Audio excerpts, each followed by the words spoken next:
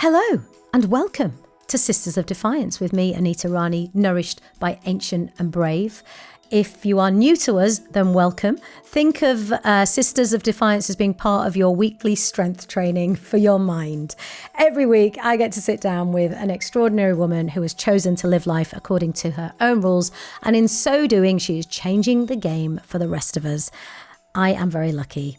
Every single week, I speak to someone absolutely brilliant. And this week, well, she's pretty much like a sister to me. It is the world famous Anoushka Shankar. Let me tell you about Anoushka. She has spent much of her life being defined by other people. As the daughter of the legendary musician Ravi Shankar, expectations were placed on her from the very beginning. But rather than be constrained by her family name, she's built a remarkable legacy of her own. Anoushka is one of the world's most acclaimed musicians, one of one on the planet, a sitar player, composer and a creative force whose work has constantly pushed beyond the boundaries of genre and tradition. Across a career of spanning more than 3 decades, she has earned 13 Grammy nominations and collaborated with the likes of Sting, Lenny Kravitz and her half-sister Norah Jones. But what makes Anoushka such a sister of defiance isn't just her music. Time and time again, she's chosen honesty over silence. She's spoken publicly about surviving childhood sexual abuse, about her decision to become sober, and about having a hysterectomy, all deeply personal experiences that many women are still expected to keep hidden. In so doing, she's challenged stigma, reclaimed her own narrative, and she's created space, most importantly, for others to do the same. And we talk about all of these things in today's episode. But before we begin, I do need to give you a warning. This episode contains discussions of sexual assault, so please take care whilst listening or watching. And if you or someone you know needs support, you'll find helpful links in the show notes. Now sit back and enjoy the episode. And if you do, remember, I would like to keep doing this for a very long time. So spread the word. Tell your mums, tell your aunties, tell your sisters, tell your neighbours, open your window, shout about it to a random stranger on the street, and subscribe on YouTube and download wherever you get your podcasts. This is Sisters of Defiance with the incredible Anoushka Shankar. Hello. Hello, darling. Gorgeous. Amazing. You look amazing. Oh, thank you. I would because you like it. You know I like that. Slide in. I'm in. Thank you. What a space. Welcome. Thank you. Thank you. It's really nice to have you here. I'm really thrilled to be here, love. Yeah, really happy to be here. I've been thinking about this for a long time, you know. You look extraordinary. Anoushka is wearing, for those of you listening, this beautiful, it's obviously silk. It is. It's a set. It's a set trouser Top shirt. and trousers. And it's this beautiful bright blue that makes me really happy. Yeah. In a print. And it's really comfy. And red stilettos. Yeah, not comfy. No, you look great. Thank you. And I do love it. So I appreciate that you put it on. So welcome to Sisters of Defiance. Thank you. I always begin in the same way for the same reason. Okay. Because you've taken the time to come here, which I really appreciate because I know your life. I know how hectic and busy you are and how time is very precious. But also people who have taken the time to listen to this conversation or watch this conversation are giving themselves that they're going to go wherever we're going to take them. So I like to start with a breath. I know that's up your street. You know I'm happy. Always happy to breathe. Shall we do it? Shall we Yeah. do a breath together? Let's put our feet on the ground and do a inhalation. Actually, you lead it. You've done this. You know better than I do. There's nothing to know, nothing to do. Just be here. Feel your feet on the floor. And if you're sitting like us, feel your bum in your seat. Just feel whatever's holding you. And just take this moment, which is everything. And just feel that we're alive and we're here. I'm going to take a deep breath in and then let it all out. at your own pace.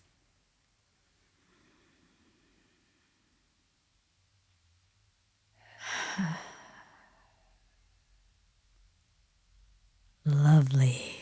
Anoushka Shankar, welcome. There you go. Thank you. What a way to start. How are you today? How are you feeling? Where are you? How am I? When I go into a busy phase, which is quite often, but there's a tipping point where I start to notice that my head's just constantly really busy. And I hit that point a little while ago. And so I'm still in it, but I'm trying really hard to carve out grounding, to carve out space, not feel like everything. Like I notice, for example, that even if I'm going across the block from home to buy something at the store, I'm walking at lightning speed. And I'm like, why am I doing that? But it's because I've gone back into that way of thinking that everything's fast and there's so much to do and I have to do this and this is a hurry and this is late. And so today I caught myself and I just slowed down, was like, just walk to the shop and like look at the sunlight and be here. And so, yeah, I think I'm feeling stressed, but I'm feeling stressed, ironically, mostly for good things. And that's always a tricky one to navigate because if I, like I do, I have the privilege of choosing a lot of my work or navigating how I'm going to do it. But then I also have made these choices myself. And when I end up in a period that feels really difficult, it can be hard to admit it was maybe too much or that it was difficult because I chose it and because it was great in a work sense. Yeah. But was it great in a sanity sense? Sometimes, maybe not. Yeah. And we begin about as women, how much we kind of put pressure on ourselves. Yeah. It's okay. I think you're allowed to say, I put too much pressure on myself in this moment. I have always watched and admired your capacity for that self-awareness because I am busy and I'm like, I just got to do it. But, I don't, it's obviously a journey you've been on to get to this point. And you do I think you've done a lot of work. I do a lot of the work. I think I've had like what I call mini breakdowns all along the way in different ways. And each one of them has taught me or reminded me about that need to pause, that healing, that health, that these things are not optional. They're not things you can kick into the future. It's got to be, everything has to sit within that, not outside of that. And I guess the difference now is like the thing I said to you a little while ago where I say, I noticed that maybe I did it. And younger me would have got into shame about that too. This was my fault. I don't have a right to complain. And now it's just a learning or it's just a noticing or it's just, here we are again. Maybe we went a little bit too far. I remember this. Come back. Yeah, I recognize this feeling. I know what to do, And so it gets easier, I guess. So this is all about hearing an amazing woman's story through her moments of defiance, her acts of courage when she's been brave, and we'll just, go wherever we go. So we always start with your first act of defiance. Where are you taking us? How old are you? What are you up to? What I'm remembering is something from early teenage years. I don't know the exact age, but I got my period quite young. I got my period when I was 11. And me too. Yeah, sucks. But I got it when I was 11. And it was a situation where, being brought up in a South Asian household, being brought up with a lot of, really beautiful traditional customs, and also simultaneously quite iconically rebellious and forward-thinking parents. There was a dichotomy there. On one side it was very traditional, on the other it really wasn't. But my period created a clash between those two things that I couldn't have foreseen because on one hand, my mum had told me beforehand and she was really open and helped me talk through it and supported me. And on the other, something changed in our family dynamic where I had always done my music lessons with my dad in the music room. But in our house, the music room also happened to be the prayer room. And so they very lightly said to me, except when you're on your period, you don't have to come in then. It wasn't like I was told some huge shameful thing. It wasn't like it was presented as you're dirty and unclean. Yes. Nothing so overt. But it was just a kind of received, learned, obvious thing to them that they just passed on. And I took. And I remember somewhere, I could have been 12 or 13. I even remember kind of having absorbed that knowledge that that was how it was meant to be, that I don't go in that room when I have my period. And I even remember kind of sliding into the room on my belly once to try and slide my sitar out. And it was like, what am I doing? You know? Yeah, that's so interesting. Like thinking that's the sort of innocence of a child. Like, how can I get away with doing something I'm not meant to do? I'll slide But finally, once I'd clocked it, I was like, Mum, this is silly. What's happening? And I said to her, not to my dad, because it felt easier talking about it with my mum. And I said, this is silly. This makes no sense. Like, why can't I go there on my period? And the second I brought it to the light, again, I did have very, supportive and very forward-thinking parents. So the second I brought it to the light, she said, oh, yeah, no, okay, that's fine, of course, that's okay. And it changed because I'd raised it, But a generation before that, she had been a teenager staying with some family where they actually gave her meals outside of the house when she had her period. Wow. So that's the thing about this stuff, is that even them moving forwards was still me being told not to go in that one particular room. But then when I raised it, put a little bit more, it went further. And that's the thing about this stuff. It's just got to keep being examined. And totally unquestioned. First of all, not surprised that you questioned it. Yeah. A very interesting insight into your parents or your mum, that she instantly just went, okay. She didn't then enforce it. She didn't double down. I remember being told the same thing, going to the Gurdwara or the Mandir as a kid. And I loved doing seva. I loved helping in the kitchen and cleaning and cooking. That was like my thing, just like, let me get involved. Being told, actually not even by my mum, hearing it from another young girl saying, well, my mum says you can't come and do this when you're on your period. And same as you, just thought, well, I'll take my chances. Yes. Let's see what this God's got to say about me being, or being like, about this thing in my body that was designed by the God I believe in. Yes. I think my God's okay with this. I think, or like, I'm not just going to tell anybody and I'm just going to do it. What's going to happen? Yeah. Is the milk going to sour? Like what? This is insanity. No, it's crazy. It is crazy. It is crazy, but it's just one more way in which our bodies are kind of used against us, right? And it's like, what in the world leads anyone to think that that is something other than empowered and beautiful and nature? Yeah. But no, it's dirty. You said your parents are iconically rebellious. Should we just for anybody who doesn't know, tell us about a little bit, give us a potted history. So my mom is an incredible woman. She grew up as a bit of a prodigy dancer, singer, but never followed that all the way into adulthood because I guess she'd been pressured so much as a young person. She ran away from it all.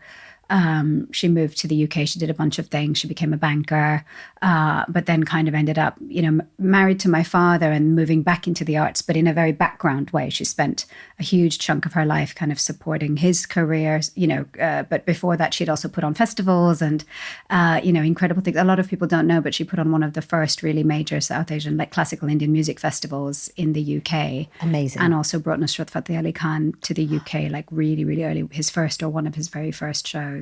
So she did amazing things in the community, but then just kind of turned it more towards family. So she really helped nurture my career from when I was young.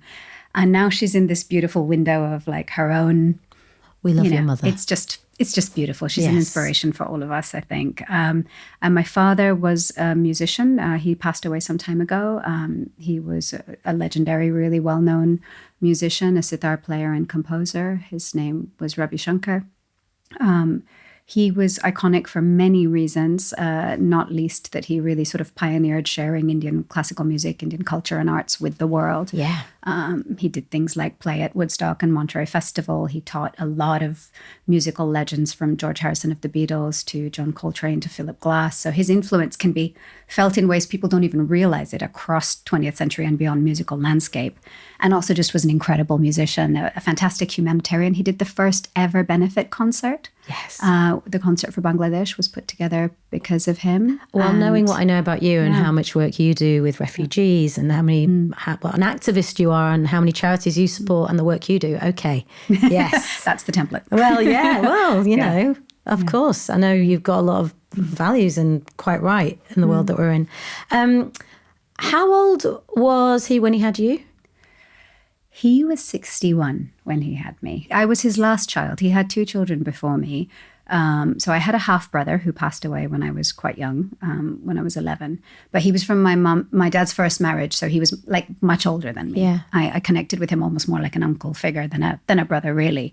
Obviously loved him and was, my sister I'm much closer to. We're closer in age, and I've had the fortune of knowing her my life. And Nora Jones. yes, also a musician, an incredible musician, and so it's the two of us alive. How old were you when your dad said, "Right, come on, you're gonna Stop playing"? you're gonna be the you're his protege. Yeah. I mean, you are. Yeah. You are. I mean, we will get to all of it. It's just getting a kind of background. Like, Yes. how old were you when he said now? And did you have a choice? It's a funny question because Okay. I had a choice, but I didn't feel like I had a choice. I get that. Or they said I had a choice, but they didn't really mean I had a choice. So one way or another, they wanted me to be happy. They loved me, but there was a huge amount of excitement or desire for me to learn, which I could feel.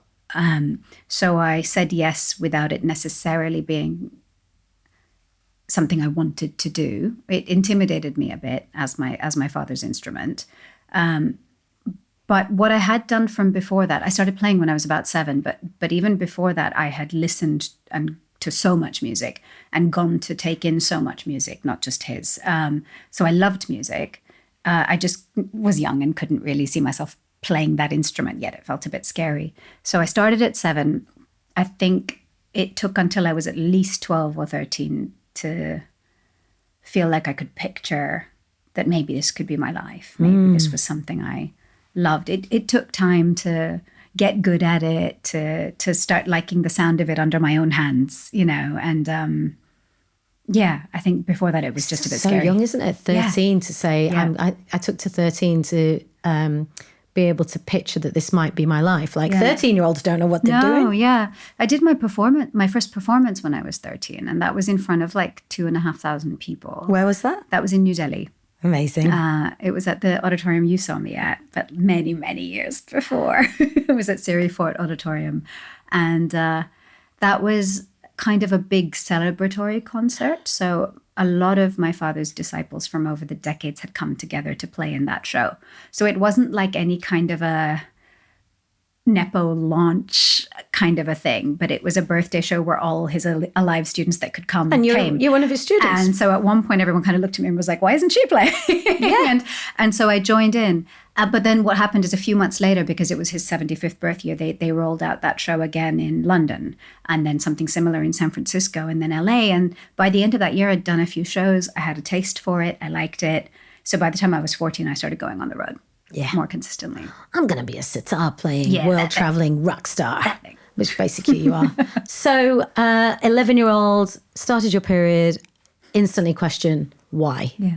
Yes. That rebellious nature in you. Was it rebellious nature? No, I think that's kind of just questioning, right? It's just questioning. I think I had a very logical mind in some ways. Like, I think almost to my detriment sometimes as I got older, I had to find a way to unlock that everything was about intellect and come to instinct and emotion and intuition a different way. But if things didn't make sense, that would really rattle me. You know, so if you grow up learning in a world a certain set of rules, like everybody should be treated fairly or things are equal. I'm on the neurodivergent spectrum as well. So I guess the way I've made sense of this stuff was, there were rules about people and society that I was growing up and understanding.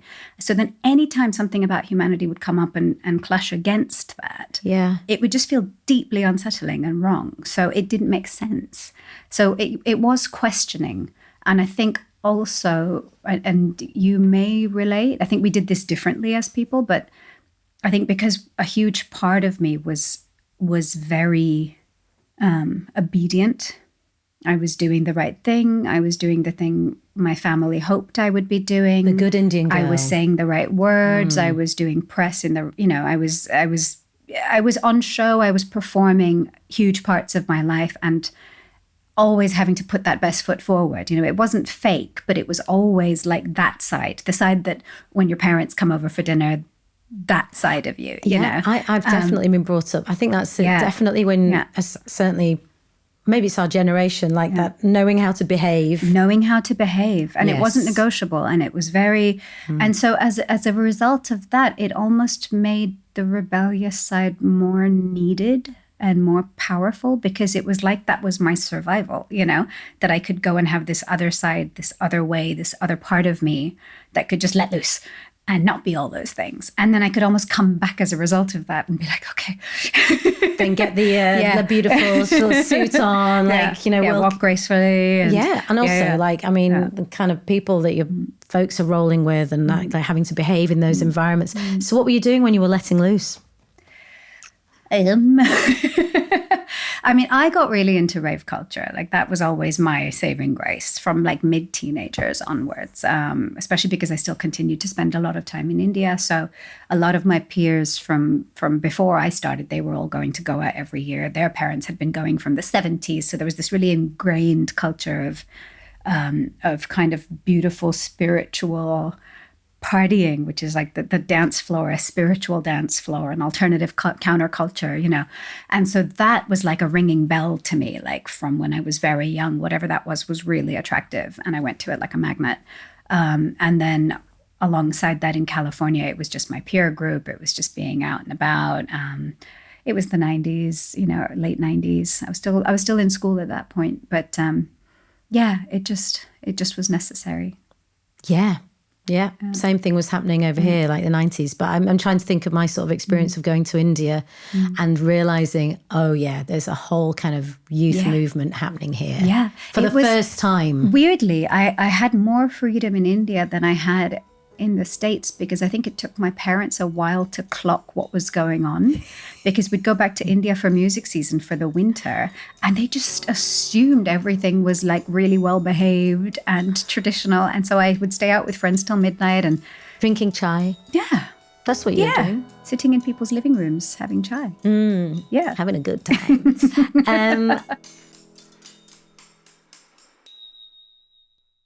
So I want to talk to you about something that's misunderstood, creatine. People think it's just for bodybuilders and gym bros, but actually women produce a lot less than men. And it's not just about muscles, it's about your whole system. So I've been using Ancient and Brave's True Creatine Plus as part of my daily morning ritual for a while, and it's been supporting me in a really balanced way. It makes me feel stronger and physically more resilient, and also helps with my clarity, my energy, and my focus when I'm moving through a busy day. Whew. It's completely neutral in taste, and I just stir it into my drinks in the morning. But what sets Ancient and Brave apart isn't just their award-winning products. They're also proud members of 1% for the Planet, which means 1% of their sales go to environmental causes, which means you're not just investing in your well-being, you're also contributing to the planet. So, to get 20% off your first 3 orders and a free ritual scoop and a £5 off your first order, just go to ancientandbrave.earth/planet and type in the word sisters in the checkout. So what was the big act of defiance? So I kind of grew up with those 2 lives, or more than 2 lives, through my teens and early 20s. And then by then I had made 3 records, and they were all purely classical. So I made one came out when I was 17, one came out when I was 18, and the third came out when I was 20. Casual. Just that, Just, And so they were good girl me, absorbing and learning everything that I'd been given that meant so much to me and that I wanted to do the best I could. Classical Indian records. And I did my best on them. I really did. But something was missing. As a few years went on, I could feel something was missing. And I could see it around me, because I had my father as an example, and he was playing the music he had taught me. And it gave him that deep fulfillment, a deep connection. And so I could see what it did for him, and I was playing it, but it wasn't doing that for me. Yeah, because that's him. Yeah, exactly. And you're a completely different generation, So I spent a few years touring very intensively, but coming closer and closer to this understanding that something wasn't right. And if I needed to make another album, I wanted it to be from me. I wanted to discover who I was as a person and as a musician.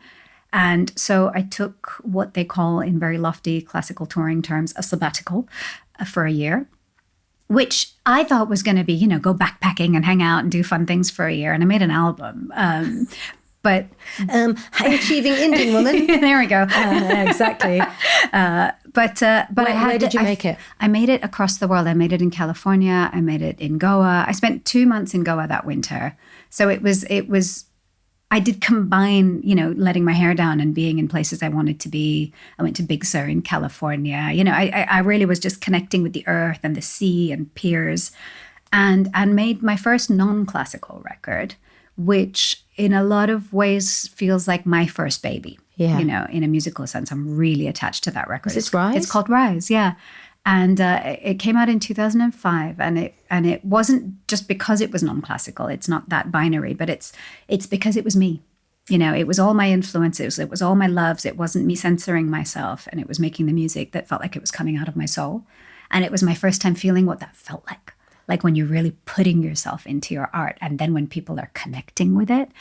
And I was hooked. Like that was it for me. I'm smiling because this is, before having met you, this is where you and I connect through that album, because I knew Rise.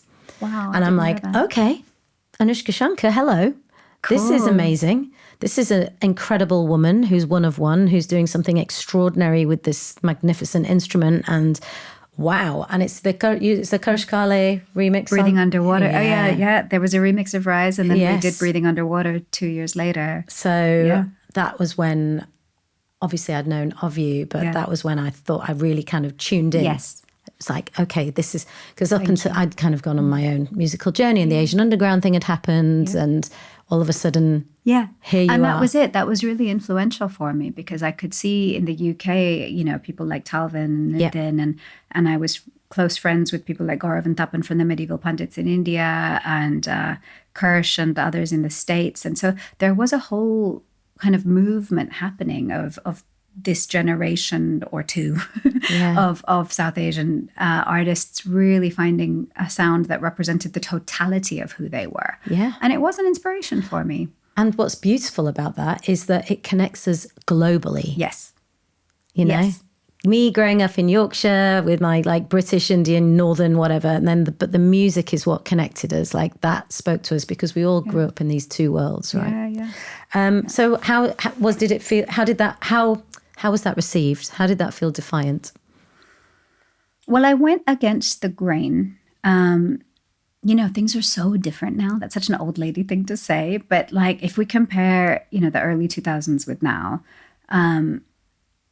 in India specifically, it's the norm for people to be making any kind of crossover, to be doing collaborations, to put a spin on classical music, because that's just how the world is now. And in order to survive or get enough traction or get eyeballs on socials, people have to constantly be doing things that are going to feel unique or different, so that is the norm. But 20 years ago, it was not the norm. A lot of the people that we're referencing came towards Indian sounds, maybe not from a really intensive, purely classical background. They may have learned it, but they didn't come from those worlds exclusively in the same way. No one was leaving that classical world, with the exception of a handful of iconic previous generation people. And it was called fusion. How do you feel about the word fusion? Fusion. I mean, we all know how silly and pointless that is now. Yeah. Worse is world music. Well, do you know what? The next thing I was going to ask you about was... There is no word. But that's the category they put you in. Yeah, so... and have done historically. Yeah, world music then moved to global music, because supposedly that was better. But it's not better, because it's the same. It's coming from a Western-centric perspective and putting everything else into the other bracket. The same way I used to have to check other for ethnicity in school back before they had more categories. It's just everything else. How much does that infuriate you? It infuriates me. Significantly. Yeah, it's offensive, and it's reductive, and but it's interesting because I often think, you are such a unique talent. You're one of one. You play this beautiful instrument that you play exquisitely. And I know your musical journey, and we'll talk about where you are now, because it is so rad watching from the sidelines as your mate, seeing where you're going and where you know, what's going on with you now. And oh God, the stuff you're doing right now is insane. But and also I'm excited about what happens next. Yeah. But I don't know. It's like people, and which is what you want. You don't want people to put you somewhere. But I just sometimes think, I wonder how that is for you. So, because as soon as people see the sitar, they think India. So there's so much. So I'll go back to your previous question. Yes. So basically, when I made Rise, and at the first couple of albums after that, there was a very clear division between some people who had very, very positive reactions to that. People like you, you know, who suddenly went, oh, I get this, or I connect to this, or people who maybe suddenly found me interesting. And a lot of people who felt like I'd abandoned what I'd been given, that I had watered it down, that I was a traitor, that I was supposed to be representing this legacy and carrying it forward. And, you know, so there was a lot of weight. By the time I did it, I was in my mid-20s and on. I had already decided that I knew that was going to happen. Yeah. And that I was ready, because I had to make what was mine. I had to make what was honest. And I'd realized by then that no matter what I did, you know, however much I was wearing the right clothes, playing the right things and practicing hours and hours, I still wasn't pleasing everyone that had said I was abandoning in the first place, because some of them would just say I'd only had my platform because of my father and I wasn't good enough, or I was a girl, or I was this, that. And so that external gaze could never be where I could make my artistic choices from. It had to be from here. And so I was ready for it by the time it happened. And what ended up happening, to speak to what you said a bit later, is over the years, I've had the good fortune of being able to keep making work like this. Yeah. And it's almost like I've created my own non-box box. Like people know they're coming to me, not really knowing what it's going to be, but it's going to be something different. You know, it's going to be... we've got to the point now where people are like, what's she going to do next? What's next? Yeah, come on. And that can be its own kind of pressure and box. And you have to just like trust and be confident in making what's honest, even if it's the same as something you did 10 years ago, but different, if you know what I mean. But what's happened is I've kind of carved out a space for myself where people get it now. And that takes time and that takes understanding. So at the beginning, maybe people didn't get it, but now they get it. Yeah. And it's like, even now I'll hear more people talk about Rise and breathing underwater and stuff than they did at the time, where I'll see people occasionally go, that one meant so much, or this was, I'm like, really? It's beautiful. It is beautiful. You said something that I think we might need to put into context, because which we don't actually have to do. We can just carry on talking, but I'm very aware that there'll be people listening to this who will 100% understand why certain people from the Indian classical tradition will think you're a traitor. But for a lot of people, it'll be like, but she's just making music. Yeah. I think, like, what is the context of the tradition that you like? Yes. So Indian classical music is one of the, you know, oldest living traditions of music. Yes, it is. Yes, it is. Yes, it is. That's right. It has evolved over centuries and centuries.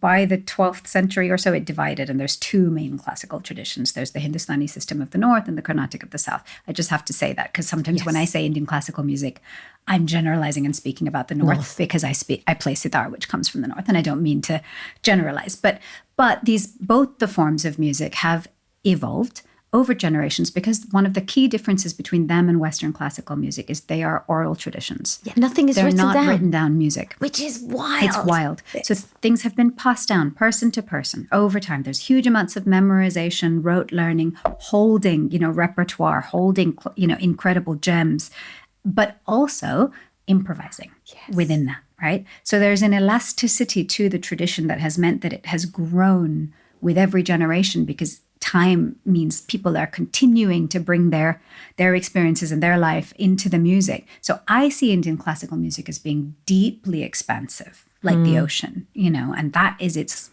beauty. But when we come from a place of fear, we can be very constrictive about that. And like a lot of classical forms of music, it obviously doesn't have, you know, it occupies a great space in the world, but nothing like one of the mainstream forms of music from India, for example. And so it doesn't get the same funding. It doesn't get the same support. Some of the best musicians in the world can't make a living, you know, so they end up having to do other things in order to make make a living. So carrying on that tradition, that living tradition, has a weight to it, and it's something that matters. And I'm one of those people who have been passed it on in a particularly beautiful way through my father, whose knowledge was unparalleled, and he kind of gave me all of that. And I don't tour it all the time, I don't do it all the time. And I've had to... There is a sadness there. Yeah. As I say it, it comes up because I think, God, that's true. There is so much there. But I also, I'm not Atlas, like holding the weight of the world on my shoulders. It's music, and there are many, many beautiful people playing. And as I said, it has a really strong position. I teach a small amount, and I pass on what I can. I also think in a more abstract way that actually there is a root of the classical music I was taught and an essence of it that, dare I say, sometimes is even more prevalent in some of my crossover music than maybe some of the classical music being played in a very pedantic way, Yeah. And I think what I came to over years is that I'm just one of many people doing what Indian classical music artists have always done. Yeah. I'm living in this time. I'm living in this generation. It is expanding further. It is growing further. I'm not abandoning it. It's just coming with me. Also, you can only do what's true to you. Exactly. And this comes up in a lot of the conversations because there's so much expectation on women generally. And I can't even imagine being what you have to... Did I read somewhere that even you putting on a pair of jeans as a teenager was like headline? So again, timing matters because like when I was 13 years old, I started doing my first interviews, and that was in the mid-90s.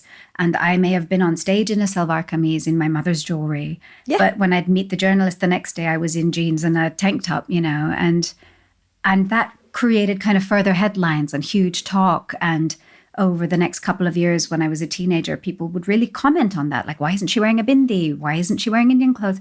Because there weren't female classical artists that you would ever see switching into jeans or dresses or anything. Yeah. They looked the way they looked on stage all the time. But that's because either they had to or because they grew up differently than me, and that was intrinsic to them. Yeah. Whereas I grew up in a multicultural way. I grew up across 3 continents. That's right. So I was just being myself on stage and off stage. And somehow that was really controversial. I think in a weird way, that's why it took me a little longer to make the decision about shifting into the music I wanted to make. It took till my 4th album. Pressure. Because it was already too much. Yeah. Like I was already doing everything I was supposed to do. And just jeans was too much. Jeans. Did they ever say, this was one of my favorites from India from when I remember, she's wearing spaghetti straps. Spaghetti straps. Yes. My book launch when I was 20, I had Manish Arora, who was a really good friend of mine. He custom big made Indian designer. A corset and a skirt for me, and it was strapless and my boobs were heaving. And honestly, like there were so many Indian classical musicians there who could barely hug me. It was like, what is going on there? Hello, puppies. Can we, I know we're going to digress a little bit. Yeah. Can we talk about clothes? Can we talk fashion? You look so, talk about designers. I'm sure you have the pick of the crop. And also this talking about India from the 90s to where we are now, since India's economy opened up in the 90s, the change that has happened and where India is now compared to where it was in the 90s, it's like a world away. Right. Amazing global designers doing extraordinary things with craft and beautiful fabrics, the stuff that we grew up with. Yes, we had jeans on one hand, but we also had an understanding of embroidery and fit and just different amazing artisan there was a middle spot that didn't really exist to the same extent at that point, because we had the handicrafts and we had unparalleled levels of beauty, not necessarily in a designer context, right? Like the stuff that my mum had in her wardrobe wasn't branded, but to this day it's still the most beautiful silks, colors, weaves I've ever seen. Timeless. Yeah. Timeless. Absolutely timeless. And then we had other wear. Yeah. And then that has evolved. And I think, I feel like, yes, I can speak about designers, but it's not my field. But one of the shifts that I love seeing is less from the designer vantage point and more from just the wearers. When I look at like younger people now, it's not that shift of like, I wear Indian clothes to those things and I wear Western clothes to these things. There's so much pride in Indian wear. Yeah. Across the diaspora and within India itself. Yes. You know, like I never saw that many young cosmopolitan urban people wearing saris out to whatever. Love it. Clubs or whatever, you know, and now they do. And it's beautiful. Yeah, it is beautiful. And kind of like the young cohort now are out kind of partying with Indian jewelry on or maybe a sari, but like just owning it. Because even when we were going out, growing up here, it was fine for like Madonna to wear bindis and have her mehendi done. I know. But if we did it, it would be really different. You know, there's something you said earlier about when you said that music connects all of us, and you were talking about the global diaspora. I also think that it's important to qualify that not all diaspora have the same experience. Yes, that's right. very and I true. think That's why we and I think that's something that as maybe one of the people who moved not just between India and the UK or the US and UK, but between the UK, the USA and India, there was a real shift there because I moved away from London when I was about 11 and moved to the States. So my teen years, I didn't have the same experience as my peers here in the UK. Because when I came back to London and was starting making friends with all these beautiful people here, they were talking about getting beaten up here and things that were happening. And I didn't have that experience with my peers because the American kind of middle class diaspora that got called to the US as doctors different. and is completely different than who was called here from the 50s onwards. And so I think sometimes there can kind of be a false narrative that we all had the same experience. And I think the struggle here has been quite different. And also this is a country that's it's empire and colonialism and partition and all of that is deeply ingrained in us and the land. And as you say quite rightly, like we were working class community that came here to do the jobs that people didn't want to do. And that's a completely different experience. And you're right. And even within the communities here, people have different, like there's different exposure to different types of music. But mine was, where is the dance floor? Where is the dance floor? And dance music. Yeah. So for me, the dance floor was spiritual. Like it makes so much sense now, but at the time it was revelatory because I knew the music I grew up with as being talked about as spiritual. And I could feel it. I could touch that feeling of meditation or transcendence, especially when I was playing with my father in those earlier days, because he would take me there, and it was the most, it was like someone drawing a curtain into this secret world and I got to go with him, It was incredible. And so to then find that in like some of the most heavy forms of electronic music with a thumping bass line and the power of people together kind of facing the same direction of where the music's coming from and moving bodies, which is so the opposite of sitting still and listening to quiet, small groups of musicians. But it was the same connection. And I just loved that. I'm with you. Yeah. Sweating together. Being turning around and everyone's smiling. I've got a question that I actually think about a lot when I see you. And now I've got you in front of me. I'm going to ask you, how do you feel when you're playing? Like what is happening in your mind, in your body? I look at you and I've been lucky enough to watch you perform so many times. And I'm like, this instrument is connected to you. It's resonating through you. Like you are just playing it, it's part of you. I just wonder what is going on. What's happening? What am I watching? I think a lot of it's beyond words. I think you said it. The longer I play, I feel like the separation between myself and my instrument gets smaller and smaller.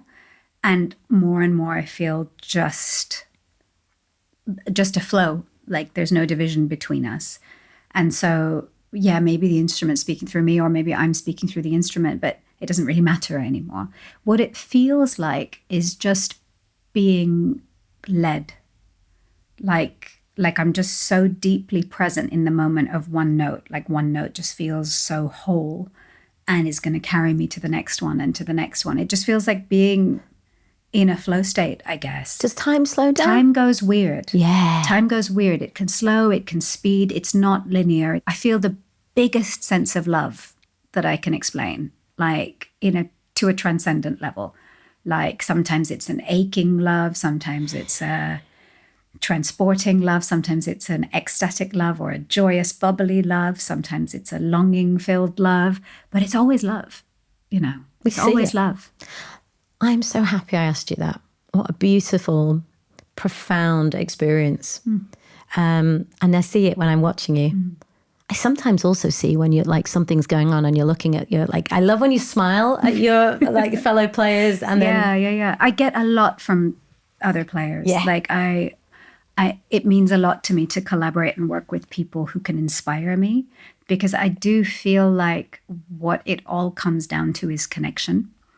And yes, to a certain extent, I can do some of that on my own for an audience. But for myself, you know, when I can tap into something transcendent and I'm feeling it, but then someone else is doing that next to me as well. Yes. And I get to feel theirs and I get to respond to it. Suddenly we are in something, you know, it's way bigger than I can do myself. And it just starts to fizz and pop. And yeah, it's the most incredible feeling. Yeah, and we feel it with you. We can say that's it. You're giving But us it's the that. same as anything else, isn't it? It's like you said, on a dance floor, when you turn and smile to someone else, or when you're really connecting with a friend in a group and really intimate conversations, or when you're making love and when you're making art, like it's connection. Like connection is what we feel. Absolutely, and what we crave. Yeah. You're very. So, you know, like I said, you've been on I can see that, and anyone who's followed you and your career, or just you personally, has seen, we've seen your growth. So much has happened. You're the mother of two beautiful boys now, married, divorced, all the music you're making. Also, you've been really outspoken. Like you use your platform. You talk about things that are important, and you talk about what's happened to you. You've talked about addiction, you've talked about sexual assaults, you've talked about your hysterectomy. I mean, these are light touch things that are very important things for any woman to talk about, but particularly when it comes out of your mouth, right? It takes on a whole nother level for all the reasons we've spoken about. What is the cost of all this, Defiance? Like what's been, what's the toll it's taken, or when has been a time when you thought, okay, this is too much? So I guess through my 20s, I had, to a small extent, gotten involved in a little bit of, you know, benefit work or attaching my name to things I cared about. So I was working a little bit outside of direct music, but I'd never connected any of the things I was attaching myself to my own story. I'd never been personal about that stuff publicly. And so there was a real turning point in my life in 2012 when there was a horrible attack and gang rape and eventual murder in New Delhi that, you know, the news reverberated around the world. Everyone I know was deeply impacted, and just like I felt like it was my first time that I could feel someone else's pain in my own body. Like it was just so visceral, that the grief of that. And it wasn't my story. Like clearly it was empathy, but it was also bringing up something of mine. And it was absolutely traumatic for everyone. It's a hard thing to say about someone else's story, you know. Well, but it connected with so many of us. Connected with all of us. As women. Yes. You know, and yes. it was a brutal Yes. gang rape. She was taken off a bus. It And was- it was horrendous. So for anyone who doesn't know what we're talking about, it's the brutal gang rape and murder of Jyoti Singh, which happened in 2012 in Delhi. For people who don't know, you can go and research it. But yeah, as you said, it was a moment where the whole world sat up to pay attention. Yeah, I mean, she died. She died, as a result yes. of it. And a couple of months later, V, formerly known as Eve Ensler, had asked me to record a message for her organization called 1 Billion Rising, where every year around the world, you know, they get together on Valentine's Day. They call it V Day, and it's about kind of rising up against violence against women. And it wasn't that she asked me to do anything specific, but it gave me a platform and a context through which to say something that I suddenly felt like I'd wanted to say longer than I'd even noticed I'd wanted to say it. And I wanted to tell my own story. And I did it for several reasons, but it was because this was an Indian story that had gone around the world and people were somehow acting shocked. You know, and I knew that there was no reason to be shocked because this happens everywhere, in every community, to every class. Yeah, you're calling out the bull. Calling out the bull where this is not an isolated, I mean, you know, but people were slightly kind of trying to separate that into like a rare, the same way they did in France a few months later when something happened to two women, or, you know, something. It's what people do. They kind of go, this is just exceptional somehow and rare, and it's not. And so I just very obliquely told my own story, just in context of lending my name to something else. And it felt like it was not a thinking thing. It was just, I needed to put it down. I needed to share it. Your own story of abuse from when you were quite young. Yes. So it was it was several years when I was a young girl. And I had, by that point, I had told some people in my private life, and I had done a tiny bit of therapy, maybe not a lot yet, but I'd never shared about it publicly. And so at that point, it felt like I was sharing it for something. Like it wasn't just me randomly sharing it. It made sense. And so I did it. And I still wasn't prepared for quite how much that was going to go around the world. Like I've never, you know, I'd been working in music for a long time at that point, and I've done pretty high profile things here and there on and off.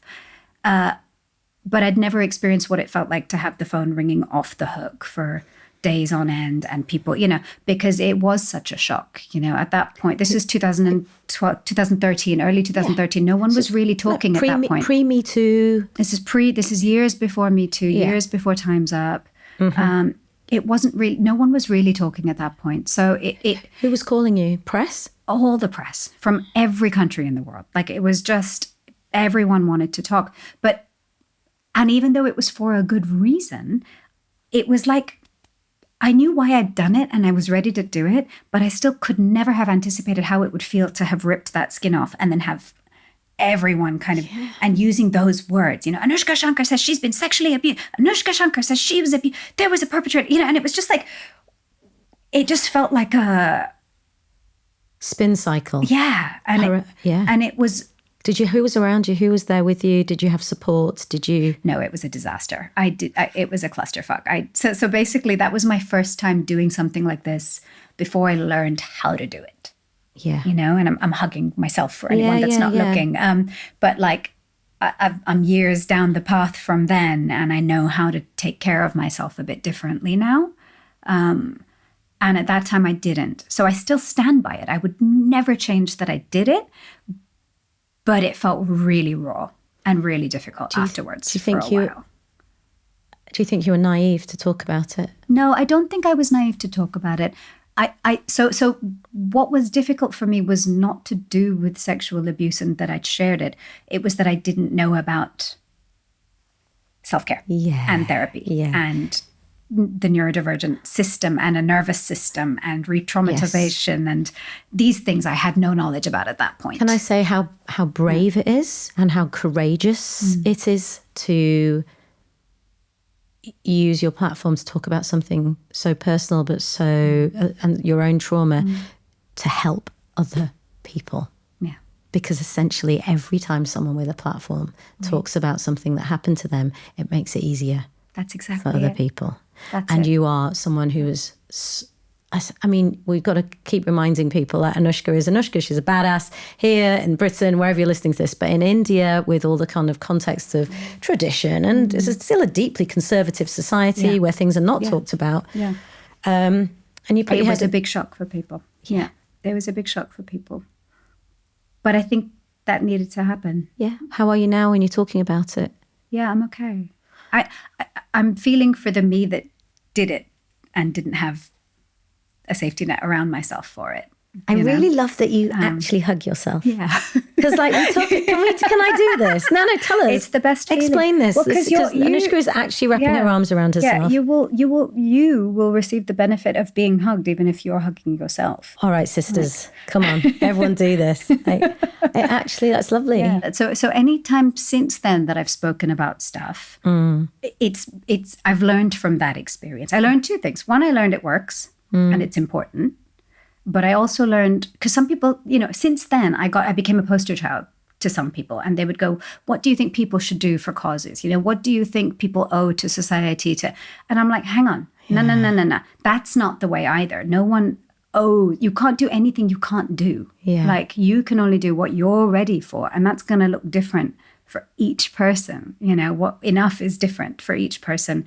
And so, yeah, I learned that from that experience, but I also learned it has impact and it does matter. Yeah. So if I can, I do. Did you talk to your mum before you talked about it? I regret that I didn't. I think I was so in my own vortex. And also in my life, my father had passed away 2 months before that. He passed away 5 days before the gang rape had happened in Delhi. So I was in a vortex, to be honest. And she was in her own universe of grief. And looking back, I'm like, maybe she would have wanted a heads up that was going to happen. But I just think I think it had to be non-thinking to happen at that point. Yeah. And that's how it happened. But yeah, since then I've done things a bit differently. But I really did learn from that. So yeah, you mentioned, I shared about my hysterectomy some years later. Yeah. And that was, again, it was a similar thing. It's almost like every now and then I get a hunch from something someone says or how someone approaches something, that there's a little veil of secrecy or a little assumption of shame. And I just like a hummingbird, like I just go towards that. I am in huge admiration always, because it's so difficult for South Asian women to talk about anything. Like everything is shame, like periods, well, it's the same, shame. like periods, hysterectomies, all of that. It's almost like all of that is admitting you have a vagina. Yeah. And that's unmentionable. Like anything to do with sex is unmentionable. So it's somehow all you just have the baby, yes, but don't talk about anything else. But in fact, the one that kicked it. So before I had my hysterectomy, I was in a bit of grief and shock that I was told I had to have a hysterectomy. And had my own stuff to work through, because there's these perceived notions which, I don't actually believe in, that I thought somehow my physical makeup was what made me a woman. And then that wouldn't apply to all people in the world anyway. Like a woman is a woman if they say they're a woman, but I had to still work through it. It was like, oh, this is going to be gone. Am I less of a woman when it's gone? Am I less vital? Am I less... What's going to happen to my sexuality? What's going to happen to, all of it was just a bit scary. And one of the people I spoke to was a white English woman, and she gave me lovely advice. We had a great conversation. But somewhere in the middle of the conversation, she said, yeah, and I've had one too. And I said, I never knew. And she said, well, we don't go around talking about our lady bits, do we? And so it wasn't just South Asian. It was global. There was this sense of like, this is ours to just bear quietly. And now globally, everyone's doubling down. And I was like, what the fuck? Like, if I'm going to be going through this major surgery, and in my case, it was like double big because I had so many fibroids that grown outside of my uterus. And so they had to do like something like 12 incisions all across me and get them out from all different. So it was bigger than and it was like, if I'm recovering and if I'm having to skip shows and I have to be all mysterious about something, why? If I'd broken my leg, I'd say I broke my leg. Yeah. So I've had a hysterectomy. Like I had fibroids. Like what's the thing here? But again, it was like even more than I thought would happen. Like from where? Who? News. Just papers were picking it up everywhere. TV stations were picking it up. It was like, it shouldn't be a big deal. It's crazy that it was, Doesn't stop you. That's no, what I mean. It doesn't stop here. No, it doesn't. I like that. It like someone else, and I guess this is what makes you you. Someone else might think, well, maybe I just weren't the good Indian girl. That's, we ditched her. Is she gone? Oh no, she's somewhere. She's here. She's here somewhere. I've got a little girl in me, and she's quite a quite a sweet little thing. Yeah, no, I think it is for you to talk about it. And there's something about, I remember reading Caitlin Moran's first book. Oh, yeah. And I remember reading it. And this is how flipping prudish, like my upbringing. I mean, it's all written in my book about how, my mum didn't even tell me about periods. Sorry to bring it up again, Mum, but them's the facts. You didn't. But I remember reading it thinking, she's just talking about it. Right. And she just owns it. She doesn't care. Like what would happen if you just just said it? Like what happened? Where is this shame, this big monster shame?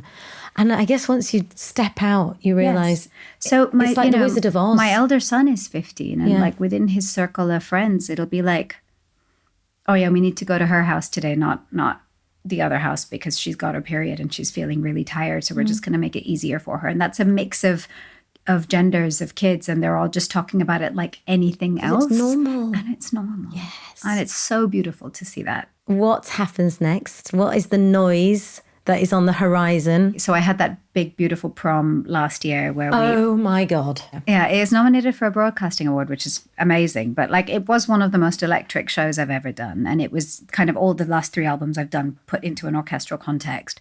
So really ambitious, felt really beautiful for me. We're touring that over the next couple of years. So I'm still touring with the band, but also with the orchestra. What I'm excited though about is, especially excited about is a few commissions coming my way slowly. And I'm working on a few smaller things and medium things and maybe some big things. We'll see. Because I feel like cryptic. Small, medium, well, big. none of them have been like saying announced yet. So I'm just gonna like do all the Indian superstitious like Are you superstitious? If you're listening, knock on wood for me, please. Yeah. All that stuff. But that's great because that's something I've wanted to move towards for a while for a variety of reasons. One, just I'm already a composer. I write music. And also because I'm a single mother of 2 kids and like I want to be home more, you know, and I'm very lucky to have the touring career I have. But it's really interesting that it's a little slow to translate towards composing because people see it through such a specific lens. You know, they'll say things to me like, I love your music, but I don't need a sitar on this. Or I love your music, but this isn't about India.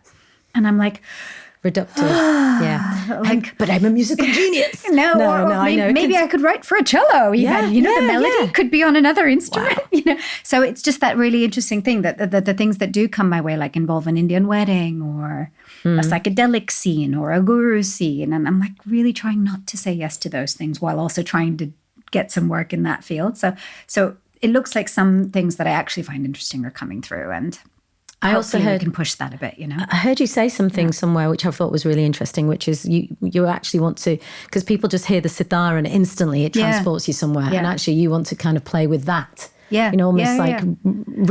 So it's all of it. Like I'm a musician outside of the instrument as well as a composer. But as the instrumentalist, I think there's so much more to the sitar than most people understand. Like it's an instrument, right? So yes, it's synonymous with Indian classical music, but it is not Indian classical music. And it's not just slow and gentle and spiritual, as beautiful as that is. It's also badass and electrifying and powerful and there's just so much you can do. Like you. Hey. How many Grammy nominations? Oh, stop. 13. Are you pissed off you haven't won one yet? Because I am. Come here. 30. Like, I mean, first of all, my press answer is I'm very happy and honored to be nominated. But it does get a bit wild, Every year does get a bit wild. This is the year. Look, I have over the years, I've Googled this. There are people who have 18 nominations and have never won. Who is that? There are people in the 20s. Bjork has never won a Grammy. Let's you're in good company. Just take that for a second. She has more nominated. Like, it's not math. This stuff doesn't work out perfectly and logically, right? And there is something to be said for getting like someone said to me right after I lost one of them, like, one win could be part of a long career, or it could be a flash in the pan. This many nominations is a career. Yes. And so I do have to remember that. Like, I am getting consistently recognized for my work. The only part I would say about it that isn't to do with winning and bitterness around that is just the way the structure is set up. Because I'm in that other box, because it's global music. Literally the only categories I can submit myself in are like new age or global. And that means you're going against, folk musicians from Mali, you're going against throat singers from Europe, you're going, like, it's just who's quantifiably like comparing and judging, which that's the bit that irks me. It's not about like just me not winning. It's that none of it makes sense. And that just makes it kind of meaningless whether you win or not. Precisely. So great. Yeah. The nomination's amazing. Yeah. And you are one of one. And like, you can't categorize you. I love that it's this global music. Because everything is here in the West and then everyone else is in the... I mean, you'll end up with like 6 or 10 or 20 categories in something like country music. You'll have country with vocals, country without vocals, country new song, country blah, blah, blah. And then it gets so... And then global. The rest of the world is in one category. What? I have to say, back to the prom, I need to thank you for existing because as a British Asian broadcaster or just a British broadcaster, that's the one I got to present. So, as such a music lover, I presented your one, which is my biggest honour. Well, I was honoured to have you doing that. And if you didn't exist, I wouldn't have probably get a lick in at any prom. So, but you should be doing more. So there's a story there as well, like, hey, I'll interview you one day. They don't know what to do with us. Yeah. But that's it. That's it. So it doesn't matter. We just carve it. I take your lead. Just carve your own thing. Do your own thing. Yeah. So there is an audience. Yeah. I think we're all given what we're given, and that is so hugely disparate between us, so I can't speak for anyone else. But speaking from myself, like every time I've hit what felt like a dead end, it was never a dead end. It was always something that led me to something else. And I don't mean that in the fairy tale sense of like, it all got better, but like, so long as I choose hope, so long as I choose to keep putting one foot in front of the other, there's always going to be something else. But I have to choose that. And there's no guarantee of what it's going to be. But if I don't choose to keep trying and give up, I know what that is. Exactly. So we are creating a library of wisdom. Yeah. I think you'd like this. So resources, because we need resources. Yeah, we're not just doing podcasts here, Anoushka. We are building a community, and this is serious stuff. Like, this is about empowering whoever needs to be empowered. So I recently read Mother Mary Comes to Me by Arundhati Roy, who is one of my great heroes and one of my favorite writers. I'm very privileged to get to email her back and forth now and then, and I treasure every word. But that book is a miracle. It's incredible to see her use her writing to tell her life story. Yes. And as an Indian woman, the story she tells and looking at her mother and everything in there, it's precious. I agree. Yeah. Oh, wow. I didn't know what you were going to bring. That's the one. It's a good one. Also, I had a moment of like, of course, like my friend is friends with her and emails her backwards and forwards. I literally fangirled her at the Women's Prize. No, I would too. I stepped to her and went, but in a really embarrassing way, not in a cool way, like not her. I just went, hi, I'm Anita. Yeah. I'm Anita, can I? And I think she just looked at me like, get this freak away from me. I'm like, oh, you're amazing, thank you. No, but she's a hero to us. She's a hero to us, yeah. And also, what a defiant sister. Exactly. And should get her on your podcast. I would love it. Let's just put it out there. Yeah. I may have mentioned it to her. Yeah. But also just the act of, which for me was like so brilliant and just normal, but rebellious, but in such a subtle, brilliant way. A photo of her smoking a cigarette on the front cover. That picture is so iconic. Iconic. And incredible. I know. But she's been doing this her whole life, right? Anyway, it's a treasure of a book. There's so much in there. Yes, read it. Yeah. We're also creating a Spotify playlist, a dance playlist, because powerful women need to dance. And I know how much you love dancing. We've talked about that. And also you're a great dancer. I want to choose Rosalia Berghain. It's incredible. I got to see her live this year at the show in London. And I just think it's one of the absolute best. I don't like the word best, but I think as far as stadium shows go, I feel like she's redefined what it means to be a big banner artist, and that you can bring that level of artistry and risk into a space that normally has to play it safe because they all think it's big budget and everything just has to be like, and she just was mind-blowing. She's extraordinary. She is extraordinary. And also the work she's done to get to where she is. Could you work with her? That would be an absolute dream. Should we just say that out loud? Yeah. Come on, Rosalia. I would absolutely love that. Rosalia and Anoushka. Yeah, that's happening. That'd be great. And Björk.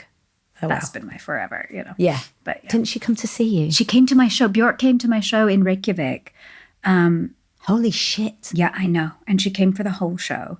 And she came backstage and she chatted. I made such a tit of myself. Honestly, You did not make more of a tit of yourself than I did in front of Arundhati. Okay, so I've met Björk more than once. The first time I met her doesn't count because I literally couldn't speak. Like, I'm not even kidding. You got words out of your mouth when you met Arundhati. I could not speak when I met Björk. It was just like all my teen words came crowding into my mouth and I didn't even know where to go and I just froze. So a couple of years later, she was at my show and she asked me the most interesting question. She asked me where I'd made one particular piece of music. It's a song of mine called Offering. And she asked if it had been made in a hot country. So good. And because she said it sounded like hot country music. It sounded like it would have been made in a hot country. And she asked if it was in India. I said, actually, no, California. And she said, oh, I didn't picture that, but that makes sense. It's got so much light in it. Wow. And I thought, God, that is the most Bjork thing. Yeah. To want to know the temperature. Yeah, the temperature of the music, the color of the music. I was like, oh. Yeah. Did not disappoint. Did not disappoint. So Iceland, wow, what a place, right? Yeah. This you will recognize this. This is, I brought this back from Kerala in my hand luggage. It's a portal to anywhere in the world. I love it. You're very international. You're very well traveled. You also grew up in 3 continents. But if you could go anywhere right now, where would you be? If I could send you, who would you be with? Where are you? Somewhere, your dream, just chill place. Ooh, I haven't been in a really long time, but we touched on it in the podcast, so it's in my mind. I might go back to Big Sur in California. Otherwise Goa, but I think it's easier to be quiet in Big Sur and just find your own little corner. And so I might just be with a small circle of friends and have the mountains and the sea. Oh God, that sounds heaven. Yes, that sounds heavenly. A question from a sister. Ooh. Okay, this is from Aisha, who says, "You are both such brave women, and I admire you for your strength and how you show up publicly. But I wonder whether it's also really tiring. Are there days when you don't want to be strong at all? And what do you do on those days?" That's a big question. Thank you for that question, Aisha. And yeah, there are days I call it small. There's days when I get so depleted and get really exhausted, I feel very young again. I feel like a little girl. I actually was there a few days ago. I wanted someone else to be my grown up. Yeah. You know, like when you're a kid, and I wanted someone else to put me under a blanket and make me a hot cocoa and run me a bath, because I just wanted, like, I was so tired I ended up stuck on my hallway because I'd managed to carve out some time to rest, but I couldn't figure out if that meant make a cup of tea and take it to bed, or if it meant go and do some yoga, or if it meant even just choosing what good to do was too exhausting. And so what I do, like for me now, that's a big alarm bell. Like I really listen to it when it happens, because I've gone to the point where you can't get out of bed before, you know, and so I really honor it. And I carve out whatever I can to replenish. And that's easier said than done sometimes with work commitments, and especially when it's shows and they're contracted. You can't cancel because you're tired. You can't cancel because you're sick, you know, unless you're really sick. So it is about really finding other ways. I'm a big fan of guided yoga nidras, which are like the guided meditation of like restful, non-sleep sleep. And I find they can just give me like a battery charge up, like a quick, you know, so I'll do them on headphones, like even in a dressing room for 20 minutes or something, or I'll literally go and take my shoes off and stand on grass for a while, and, you know, Richard Gere and Pretty Woman style, but like really just feel connected to what's real again. Because when I'm stressed, it's all up here and it's all fizzy and like it's exhausting. So yeah, I just do anything I can to rest. Yes, it's good. You listen to your body. And I know you do this because I know you'll say, not coming out. I'm not coming out. Yeah. Doing my thing. I've had to learn this one, but I've gotten really good at cancelling. No, it's great. And it's a funny thing. That sounds like a bad thing. No. But actually, real friends want to see you when you're able to do it. Totally. And also, I love it and respect it. And also because we know, like, you're so doing your thing. Like, you got to And I think replenish. for me, there's a hierarchy. Like, I've got 2 kids, right? So that comes first. And I've got to have whatever battery I need for whatever they may need. And then outside of that, there are work commitments I cannot get out of. So like, it's kind of non-negotiable. Like if I tip over, I don't have enough for the kids. So in my answer to Aisha's question is this, what I am learning to do is I am not as far down the road as you, as like understanding what I need to give myself. I'm getting there, but I'm learning. I watch you and go, well, oh, okay. I know you do that. Yeah, and I'm like, okay, she's taking time out. Yeah. What I am doing, and I'm getting much better at, is not punishing myself when I'm taking the time for myself. Yes. When I choose myself, I don't then go, oh, I should be doing this. Right. If I'm eating sloppy noodles, watching The Goonies for the 25th time, because that's what I want to do, because I'm knackered, I'm going to do that. And I'm going to take great pleasure in doing it. Yes. And I'm not going to beat myself up. Yes. So that is my advice to Aisha and anyone else. Beautiful. I've got one, it's a little twisty, but like, go on. Sometimes when I'm trying to make choices about like yes, no, and some people say like, you know, can you picture yourself there? Can you picture yourself there? Which one feels right? That doesn't work for me because I'm such a social butterfly. I love so many things. That's still confusing because I want to be everywhere. So I twist it. And my friends say I'm too overcomplicated for this. But I say, can I picture myself missing that one and being okay? Also, can I picture myself missing that one and being okay? And so sometimes, there was a thing I had to choose about in April, and I was like, yeah, I can picture wishing I was there when people share photos. But the alternative of if my kids weren't well and I was over there doing that thing, can I picture it? I will feel sick, Yeah. So the worst of the two was very clear. And then I know where I need to be. Like, I don't need the other shiny thing. Yeah. Because it shows me what's more important. Yes. If that makes any sense. Of course it does. Yeah. It makes perfect sense. Like, and also ditch the FOMO. It's okay. Yeah. There's always a thing. There's always a thing. There's always a thing. Yeah. I'm going to throw some quick fire questions at you. Okay. My favorite. Not at all. I've got a list of questions, but actually I want to do what I did with Giselle Pellico. I want to give you some words and just want to know what your response is, because, it's fun, isn't it? And interesting. So, first of all, music. Free. Dance.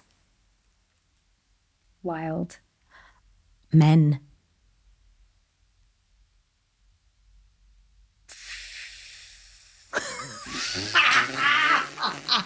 Exactly.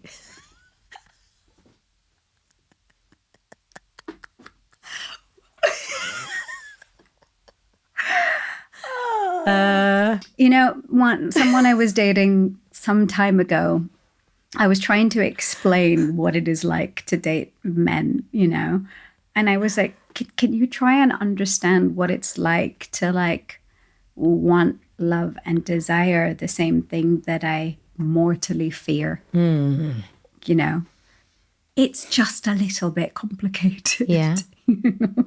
There's no quick answer on that. That's one. okay. We can leave it there. But I will say that in the last few years, I have developed and gained a couple of really beautiful male friendships in a way that I don't think I ever really had when I was younger. And they are really healing. Yes, they are. Like, watching them navigate their lives, their relationships, their parenting, it shows me that they exist. Yeah. And it's really, really beautiful. Yeah, we're lucky. Lucky when you can surround yourself by those dudes. Yeah. They're badass. Women. That women are everything. Yeah. Motherhood. Boundless is coming to mind. If I could put little Anoushka on your lap, what would you whisper in her ear? When I was a teenager, I had a fantasy that I'd see little me and go back and whisper in her ear and say, it's all going to be okay. And that sounds so simple, but I think just that. Anoushka, I have loved every second of this. Thank you so much for taking the time to come and speak to me. I have loved it, and I love you. I love you. More power to you. Keep going. Let's do this. See you on the dance floor, baby. I'm coming Thanks to give you. for having me. I'm coming to give you a hug. Come here. Thank you. And now the last offering with Joe and Jenna from Ancient and Brave. Joe, yes, the gut-brain axis. Tell us more about that. I love that the gut and the brain are in constant communication with each other. I think often we think it's often top down. Yeah. But more often than not, it's bottom up as well. So your gut is constantly communicating what's happening to your brain, and it's sensing all the time. And I think we need to really understand that and to be able to nurture it properly. And I think nourishing the body, nourishing in different ways, and whether that's through our gut health and eating well and our gut microbiome, to making sure that our gut is able to digest, because we're in a nice rest and digest mode. So we're taking our time, we're not eating on the run, we're having a few deep breaths before we might sit down to eat. But even like cooking our meals can be very nourishing for us. It can create this kind of little dopamine spike for us because we've finished a little task. All of these things can be really supportive for our gut to be able to do its job really, really well. And what its job is we've only just scratched the surface, honestly. Yeah, we don't know. What do we know? Well, what we know is the microbiome is an incredible network of different microbes, which aren't just bacteria, which is often who gets the limelight, but all sorts of different microbes, from parasites, which aren't always bad, but sound scary, to all these different viruses that are there as well. So it's this amazing community that we need to be able to nurture and nourish and make sure that it's got everything that it needs, because ultimately when that is nurtured, it does nurture us back. Okay, come on, give us something really basic, a nice take home that we could all do, that we could add to our diet that's going to help our gut. Something really simple. I would say variety, which is a beautiful thing, and also colour. If you look at your plate and see how colourful that is, that's often a good indication that it's got the things that your gut microbiome loves. Polyphenols, flavonols, all these really cool compounds that give food its taste and flavour, which is what makes it so enjoyable. Our gut bugs love that stuff. There's different aspects of what we do every day which help us be in rhythm with our body, with that internal body clock that's ticking over. So light's the one that's most people know about. If you're getting good morning light in the morning, it tells the body what time of day it is. It also helps the body to create melatonin for the evening as well, so it helps us sleep better. But these other things, these kind of time givers they're called, or Zeitgebers, are things like food. So eating at certain times of day tells your body what time of day it is to create the right hormones, the right enzymes for digestion. And in turn, that can have an impact on all the other rhythms and clocks within your body too.